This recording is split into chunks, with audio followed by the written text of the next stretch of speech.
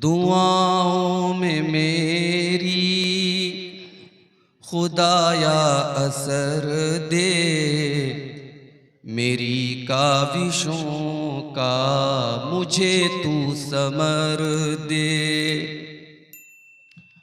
दुआओं में मेरी खुदाया असर दे, मेरी काविशों का मुझे तू समर दे।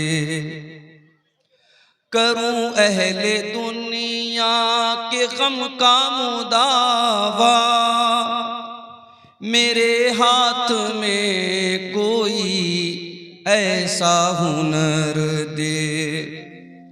भटकता फिरा हूँ मैं मंजिल की खातिर, जो फलदार हो कोई ऐसा शजर दे।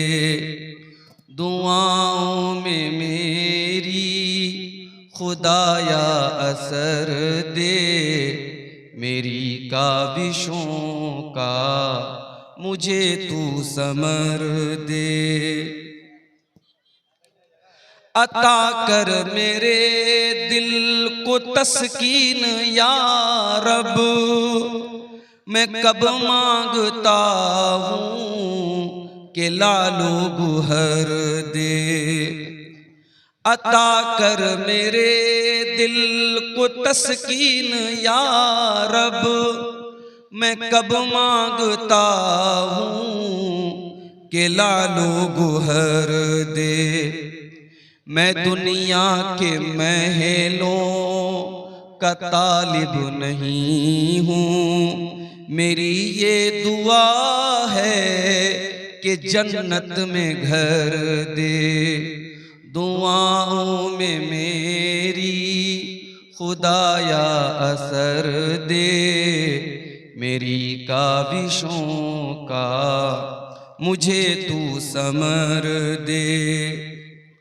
जो माँ बाप का दर्द रखता हो दिल में, खुदाया मुझे ऐसा नूरे नजर दे। जो माँ बाप का दर्द रखता हो दिल में, खुदाया मुझे ऐसा नूरे नजर दे। खुशी दे के वापस न लेना कभी तू, न हो शाम जिसकी तू ऐसी सहर दे। दुआओं में मेरी खुदाया असर दे, मेरी काविशों का मुझे तू समर दे। मुझे मालो ज़र दे के मगरूर ना कर, मेरे दिल में अल्लाह तू अपना डर दे। मुझे मालो ज़र दे के मगरूर ना कर, मेरे दिल में अल्लाह तू अपना डर दे।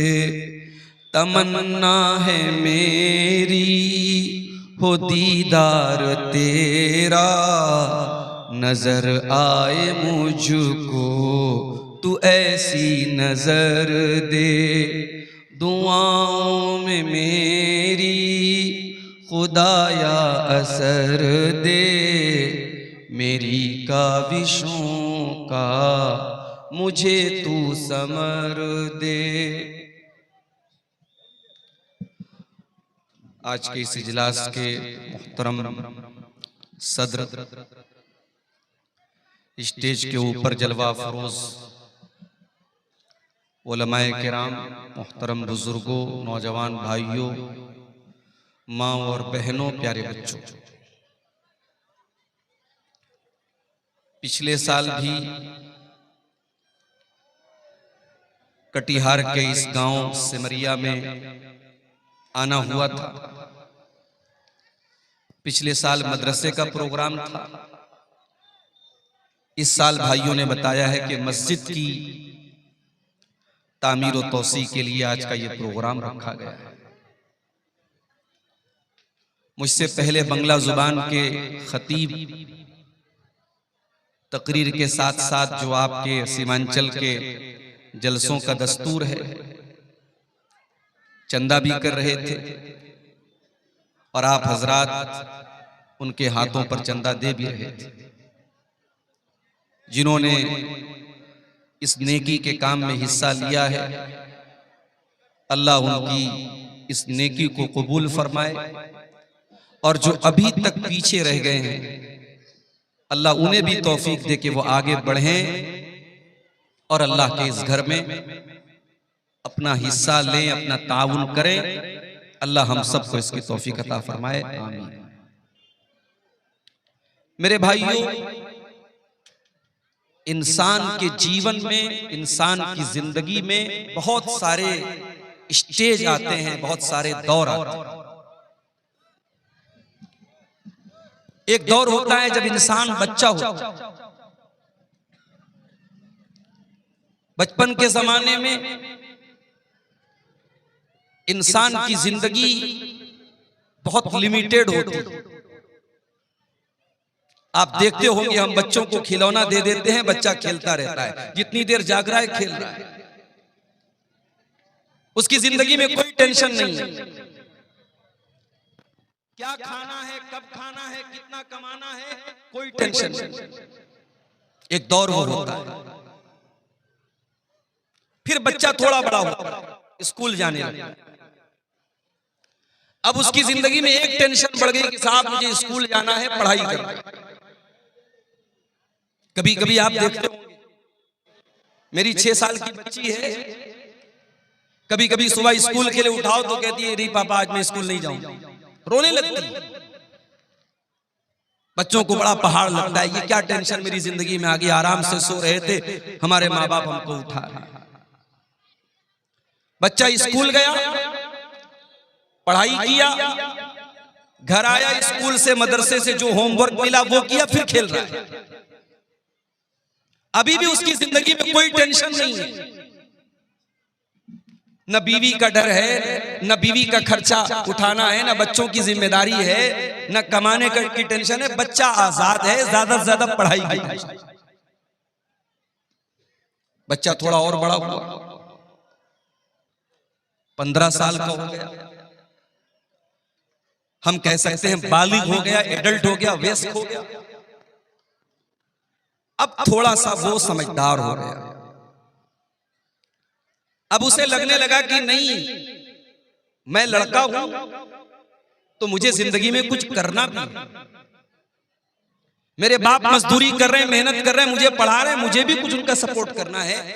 बहुत सारे बच्चे 15-16 साल की उम्र में जिम्मेदारी भी उठाते हैं। लड़की बड़ी हुई, उसको दिमाग में ये बिठाया गया तू लड़की है, आज इस घर में, कल कहीं और जाना है तुझे, तेरे रिश्ते तलाश किए जा रहे, तेरी शादी हो जाएगी, तू किसी की बीवी बनेगी, किसी की बहू बनेगी।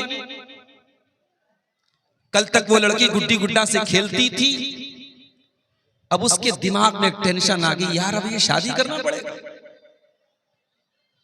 रिश्ता देखने के लिए औरतें आई, चाय नाश्ता दिया गया, रिश्ता देख के वापस गई, बोली लड़की थोड़ी सांवली है, नहीं चाहिए। पैदा करने वाला तो अल्लाह है ना, किसी को गोरा बनाया, किसी को सांवला बनाया, किसी को काला बनाया। भाई हमारे बस में तो नहीं है। माँ जब बच्चे को जन्म देती है तो माँ के बस में तो नहीं कि काले बच्चे को गोरा बना दे, लंबे को नाटा बना देगी, तो उसके बस में नहीं। लेकिन रिश्ते की औरतें आती हैं रिश्ता देखने, क्या कह के रिजेक्ट करती हैं, लड़की तो अच्छी है, थोड़ी सी नाक चिपटी है, थोड़ा सा रंग दबा हुआ है। अब वो लड़की जो बेचारी सज करके संवर करके आई थी, मेकअप करके आई थी, चाय लेकर के आई थी रिश्ता देखने वाली औरतों के सामने, और वो जब रिजेक्ट कर देते तो ये जो रिजेक्ट हो जाने का जो असर है वो लड़की के दिमाग में मायूसी पैदा करता है। बहुत सारी लड़कियां बीमार पड़ जाती हैं जब बार बार उनका रिश्ता लोग देखने आते हैं और रिजेक्ट करके चले जाते हैं। कुछ लड़कियां ऐसी भी होती हैं, बड़ी पढ़ी लिखी हैं, दीनदार हैं, नमाजी हैं, पर्दा करने वाली हैं, किरदार की अच्छी हैं, कैरेक्टर की अच्छी हैं, बस बेचारी थोड़ी सी सांवली है। उनका रिश्ता जब बार बार रिजेक्ट होता है तो उनको तकलीफ होती है, उनको दर्द होता है कि हमें क्यों रिजेक्ट किया जाए। बहुत सारे केस में ऐसा भी होता है, रिश्ता पसंद आ जाता है, शादी हो जाती है। तो इंसान का बचपन अलग था, बचपन के बाद लड़कपन अलग था, लड़कपन के बाद जवानी अलग है, अब जवानी के बाद जब शादी हुई तब की जिंदगी अलग है। शादी हो गई, बच्चे पैदा हो गए, अब कल तक अकेला था, कोई जिम्मेदारी सर पे नहीं थी। शादी हो गई तो बीवी की जिम्मेदारी उसके ऊपर आ गई। मार्केट जा रहा है तो अब उसको बीवी के मेकअप का आइटम भी खरीदना है, कपड़ा लेने जा रहा है तो बीवी का सूट भी लेना है, बीवी का दुपट्टा भी लेना है, बीवी का जूता चप्पल भी उसको लेना है। खर्चे बढ़ गए, जिम्मेदारी बढ़ गई। फिर जब वो साहिब औलाद हो गया, अब जिंदगी थोड़ी सी और चेंज हो गई, बदल गई।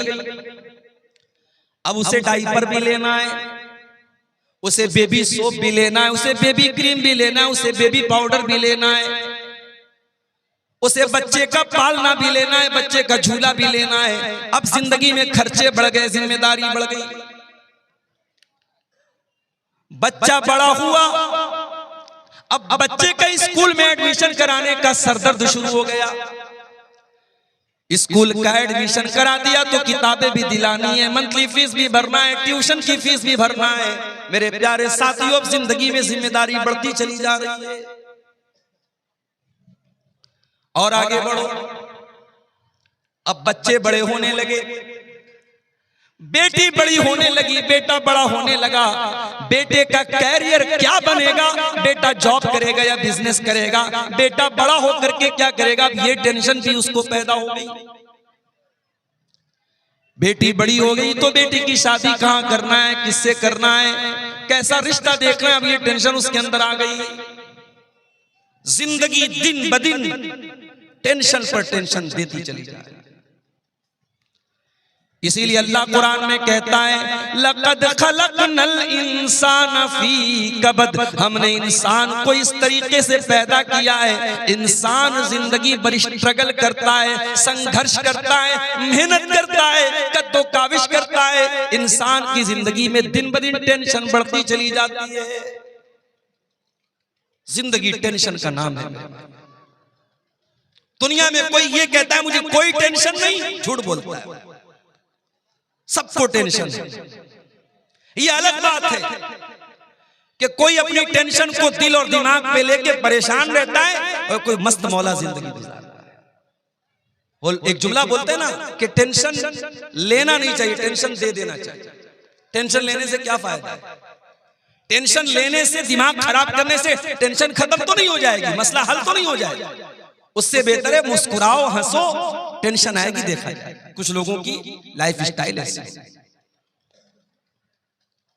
तो जिंदगी के ये अलग अलग चरण हैं, अलग अलग स्टेज हैं, अलग अलग दौर हैं। अब जो आयत करीमा मैंने आपके सामने पढ़ी है खुतबे मसनूना के बाद, ये सूरे हदीद की आयत नंबर 20, आयत नंबर 20।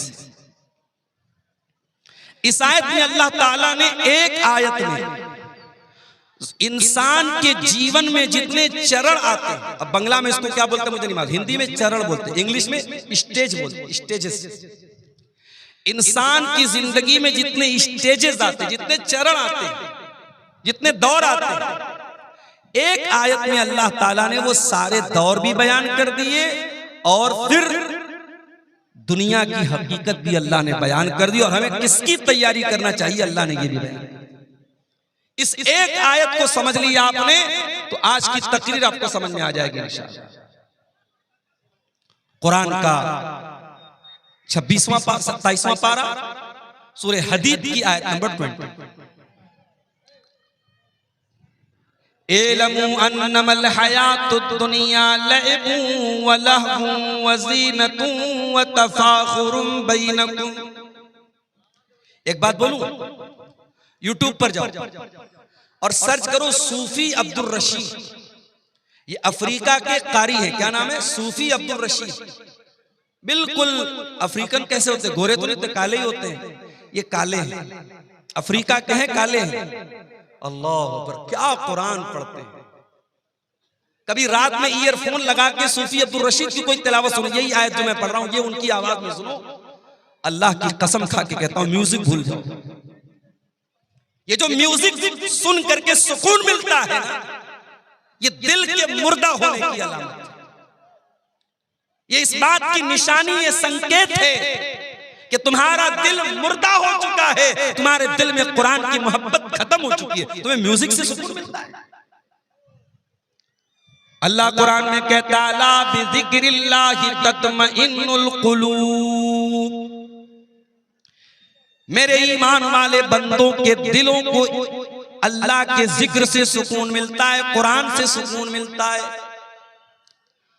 सहाबे किराम कुरान को पढ़ा करते थे, कुरान को सुना करते थे। हमारे प्यारे नबी कुरान को पढ़ा करते थे, कुरान को सुना करते थे।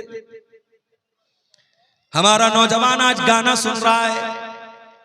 मैं जलसे में आ रहा था, रास्ते में कई नौजवानों को देखा मोबाइल पर बैठ करके रील्स देख रहे हैं, गाने देख रहे हैं। लड़कों का भी यही हाल है, लड़कियों का भी यही हाल है। आज आपके YouTube की हिस्ट्री पर जाके देखा जाए, गाने ज्यादा मिलेंगे, म्यूजिक ज्यादा मिलेगा, फिल्में ज्यादा मिलेंगी। ओ लोगों, आओ जरा रब के कुरान को किसी अच्छे कारी की आवाज में तुम सुन तो लो। अल्लाह की कसम, तुम म्यूजिक भूल जाओगे, तुम गाने भूल जाओगे। एलमू अन्नमल हयातुद दुनिया लइबुन व लहवुन व ज़ीना। अल्लाह फरमा रहा है, ऐ मेरे बंदो, ये दुनिया की जिंदगी तो खेल है, व लहवुन तमाशा है, व ज़ीनतुन और जीनत है, आकर्षण है, एट्रैक्शन है। बच्चा छोटा है, खेल का दौर है।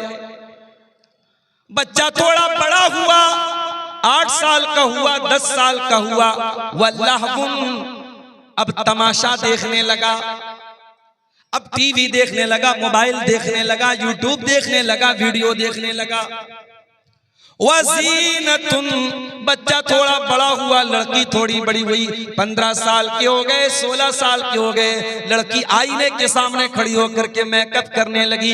लड़का अपने सर पर, अपने बाल पर, अपने चेहरे पर मेहनत करने लगा, अपनी पसंद का कपड़ा पहनने लगा, आईने में अपने आप को निहारने लगा, अपनी सेल्फी लेने लगा, अपने फोटो को फिल्टर कर करके लेने लगा। वज़ीनतुन, इंसान की जिंदगी आकर्षण है, आकर्षण है, एट्रैक्शन है, जीनत है। व तफाखुरुन बैनकुम, शादी हो गई, बिजनेस करने लगा। मेरे पड़ोसी ने 1 लाख की प्रॉपर्टी खरीदी, मैं 10 लाख की खरीद के दिखाऊंगा। मेरे दोस्त ने सरकारी नौकरी हासिल कर ली, मैं भी मेहनत करके सरकारी नौकरी हासिल करूंगा। 1 लाख रुपया उसकी सैलरी है, मैं 2 लाख रुपया महीना कमा करके दिखाऊंगा। व तफाखुरुन बैनकुम, मेरे बंदो, फिर वो दौर तुम्हारी जिंदगी में आता है, तुम एक दूसरे के ऊपर फख्र करते हो, एक दूसरे के ऊपर गुरूर करते हो, घमंड करते हो, एक दूसरे से अपने आप को बड़ा समझते हो। उसके बाद आखिरी दौर आया, इंसान बूढ़ा हो गया, उसके पोते पोतियां हो गए, उसके नवासे नवासियां हो गए। अब बैठ करके फख्र करता है, इतने मेरे बेटे, इतने मेरे पोते, इतने मेरे नाती, इतनी मेरी नतनी, इतने मेरे नवासे, इतने मेरी नवासी, इतनी मेरी जमीन, इतनी मेरी जायदाद। व तकासुरुन फिल अमवाली वल औलाद, इंसान की जिंदगी का ये आखिरी दौर है। खूब पैसा हो जाए, खूब औलाद हो जाए। औलाद की तलब भी तो इंसान को होती है ना। कुछ लोग कहते हैं साहब मुझे अल्लाह ने लड़की दी है, मुझे लड़के की जरूरत नहीं। हो सकता है कि आपको अल्लाह ने लड़की दी है, लड़का नहीं है, आप अपनी लड़कियों पर खुश हैं, ये हो सकता है। मगर ये कहना कि लड़के की जरूरत नहीं है, ये गलत है। लड़के की जरूरत तो नबियों को भी पड़ी। नबियों ने अल्लाह से बेटा मांगा।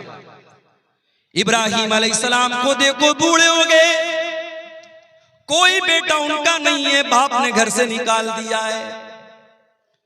अल्लाह की तौहीद की दावत दे रहे, सारी दुनिया उनकी दुश्मन बनी हुई है। इब्राहिम अलैहिस्सलाम अल्लाह से दुआ करते हैं, रब्बी हबली मिनस सालिहीन, परवरदिगार मुझे नेक बेटा अता फरमा। बेटा मांगा। हमारे नबी को भी अल्लाह ने बेटा दिया। ये अलग बात है जो बेटा पैदा हुआ, कासिम पैदा हुए बचपन में इंतकाल कर गए, अब्दुल्ला पैदा हुए बचपन में इंतकाल कर गए, तीसरा बच्चा पैदा हुआ हजरत मारिया के पेट से। अल्लाह के नबी ने बड़े शौक से अपने बच्चे का नाम इब्राहिम रखा। अपने बाप, अपने जद्दे अमजद हजरत इब्राहिम अलैहिस्सलाम के नाम पर अपने बच्चे का नाम रखा। अकीका भी किया आपने, नाम भी रखा अपने बच्चे का। अरब के दस्तूर के मुताबिक आपने बच्चे को दूध पीने के लिए दाई के हवाले कर दिया, देहात भेज दिया। ये अलग बात है, अल्लाह ने मेरे नबी की तकदीर में ये भी लिखा था कि ऐ मेरे नबी, आपका कोई बेटा जवान नहीं हो पाएगा, जवान नहीं होना है किसी बच्चे। तीसरा बेटा पैदा हुआ इब्राहिम। जब ये बच्चा 1.5 साल का हुआ और देहात में एक आदमी के घर में रहता था, वहीं ये बच्चा दूध पीता था, वहीं रहता था। बच्चा बीमार हो गया। अल्लाह के नबी को बताया गया कि आपका बेटा बहुत बीमार है। आप सहाबे किराम को लेकर के पहुंचे, आपने बच्चे को गोद में लिया। आप अल्लाह के नबी हैं, आखिरी नबी हैं। आपसे मजबूत कलेजा किसका हो सकता है, आपसे मजबूत दिल किसका हो सकता है। मगर औलाद की मोहब्बत तो मेरे नबी के सीने में भी मौजूद थी। आपने देखा मेरा इकलौता बेटा आखिरी सांसें ले रहा है, दम तोड़ रहा है। अल्लाह के प्यारे नबी की आंखों से आंसू जारी हो जाते हैं, आपकी आंखों से आंसू गिरने लगते हैं। और सहाबे किराम अपने नबी को रोता हुआ देख करके कहते हैं, अल्लाह के नबी ये हम क्या देख रहे हैं, आप रो रहे हैं, आपकी आंखों से आंसू बह रहे हैं। आप फरमाते, हाज़िही रहमतुन जअलहल्लाहु फी क़ुलूबि इबादिही। ऐ मेरे सहाबा, ये आंसू मुहम्मदुर रसूलुल्लाह के आंसू नहीं है, ये इब्राहिम के अब्बा के आंसू हैं, ये इब्राहिम के बाप के आंसू हैं। ये एक बाप के आंसू हैं जो मोहब्बत में अपने बेटे की जुदाई में निकल रहे हैं। ये एक बाप के दिल से निकले हुए दर्द के आंसू रो रहे हैं। आज तो पीरों और फकीरों को लोगों ने ये दर्जा दे दिया है।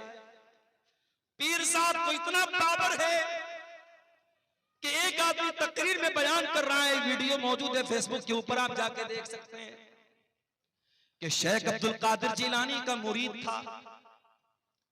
कब्र में पहुंचा मरने के बाद, मुनकर नकीर आए सवाल पूछने के लिए। जैसे ही सवाल पूछा, शेख अब्दुल कादिर जिलानी के मुरीद ने कहा, तुम्हें मालूम नहीं मैं किसका मुरीद हूं? कहा किसके मुरीद हूं? कहा मैं गौसे आजम का मुरीद हूं, मैं शेख अब्दुल कादिर जिलानी का मुरीद हूं। इतना सुनना था, मुनकर नकीर भाग गए। भाई तेरे से कोई सवाल नहीं करना, तुझसे कुछ नहीं पूछना, तू इतनी बड़ी हस्ती का मुरीद है। ये किस्से गढ़ने वाले, ये कहानियां गढ़ने वाले, ये करामतें गढ़ने वाले ये क्यों भूल जाते हैं कि अल्लाह के नबी से बड़ा कोई इंसान दुनिया में नहीं गुजरा, आपसे बड़े मर्तबे वाला कोई नहीं गुजरा। और आपका ये हाल है, आपका अपना बच्चा है, आपके हाथों में दम तोड़ रहा है और आप कुछ नहीं कर पा रहे। यहां तो कितने मुर्दों को जिंदा कर दिया शेख अब्दुल कादिर जिलानी। या मेरे नबी अपने बच्चे को मरता हुआ देख करके रो रहे हैं और कुछ नहीं कर पा रहे। बेटा मर जाता है, मुहम्मदुर रसूलुल्लाह की आंख से आंसू निकलते और आप क्या कहते हैं? ओ लोगो, ओ मेरी प्यारी माँ बहनों, जब तुम्हारे किसी बच्चे का अल्लाह न करे कभी अगर इंतकाल हो जाए, तुम्हारा कोई अजीज अगर मर जाए, कोई रिश्तेदार अगर मर जाए, कोई करीबी अगर मर जाए और तुम्हें रोने का दिल चाहे, तुम्हारी आंखों से आंसू निकले, तुम्हें अपनी जबान से कोई लफ्ज निकालने का दिल चाहे, तो जरा अपने नबी का ये नमूना भी देख लेना। क्या फरमाया? इन्नल आइना तदमा वल कल्ब यहज़ुन वला नक़ूलु इल्ला मा यरदा रब्बुना। ऐ मेरे बच्चे इब्राहिम, तेरे जाने से तेरे बाप का दिल गमगीन है, तेरे बाप की आंखों से आंसू बह रहे, तेरा बाप रो रहा है ऐ इब्राहिम, लेकिन तेरा बाप अपनी जबान से कोई ऐसी बात नहीं निकालेगा जिससे अल्लाह नाराज हो जाए। तो बेटे की ख्वाहिश तो सबको होती है, नबियों को भी। अल्लाह कह रहा है कि जिंदगी के ये अलग अलग दौर हैं।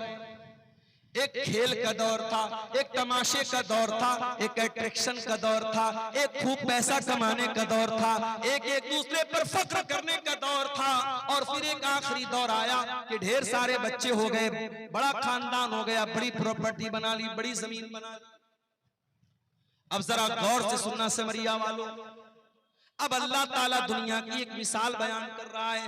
कमसली गैसिन आजबल कुफ्फार नबातुहु। मेरे बंदो, दुनिया की मिसाल अल्लाह बयान कर रहा है जैसे बारिश होती है। जब बारिश होती है तो सबसे ज्यादा कौन खुश होता है? किसान खुश होता है। किसान खुश होता है।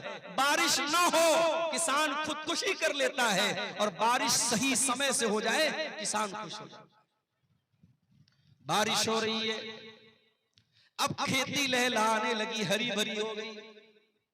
अल्लाह फरमाता है मेरे बंदों, मैं दुनिया की मिसाल दे रहा हूं।